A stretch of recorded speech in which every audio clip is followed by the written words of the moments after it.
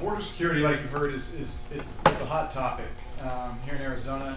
Growing up in Texas, it's the same thing. I think all of the border states, they feel that this is at the top of the list, more so than some of the other states up north. But like everybody said here, it's the laws are already on the books, and writing more legislation to appease people, to make it look like the government's doing something about it and then refusing to fund it is not the answer. First and foremost, we have to start with the laws that are on the books. We have to enforce them. We have to hold employers accountable. Like I said when I first spoke, I used to work in the restaurant industry. There is a large population in that industry that are Hispanic, and it makes it very difficult to try to work through it. Now, there's better systems now than when I was there, but you have to hold these employers accountable. I still talk to people on a regular basis, and they're lackadaisical about it. They're just not forced to do it. They just don't feel that it's that important. They're more concerned about their business or their bottom line, and when you try to explain to them, is your business more important than your country? Is your business more important than the citizens that come and eat at your restaurant? And I think the answer is no. So first and foremost, we have to do that. We also have to allow state and local authorities to enforce these laws.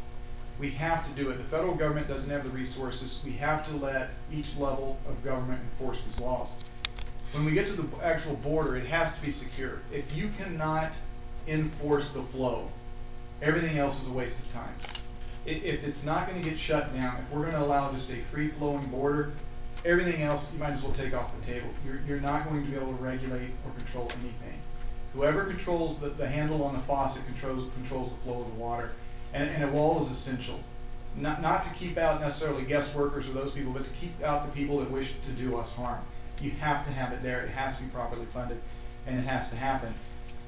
The third point, and it's probably the point I think that even on the right a lot of people go back and forth on, is what to do with all the people that are already here.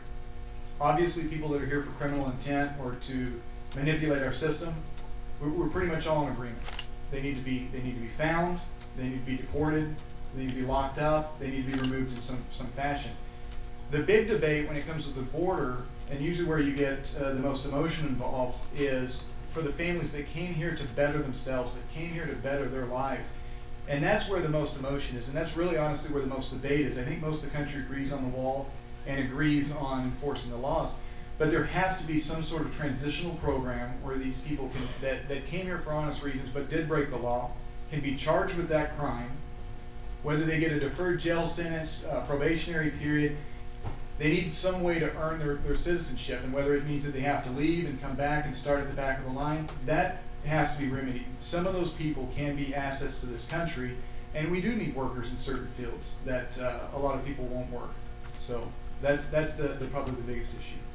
Okay, thank you all for that. Now, keeping it, this one kind of dovetails in with that. How would you tighten our border security? Now, this is more of a national security issue here. How would you tighten our border security without infringing on our liberties and our rights? That's a dicey issue for people. Where do you think that fine line is, and how would you do that, or how do you think the federal government should do that? We'll start with Mrs. Bittersmith.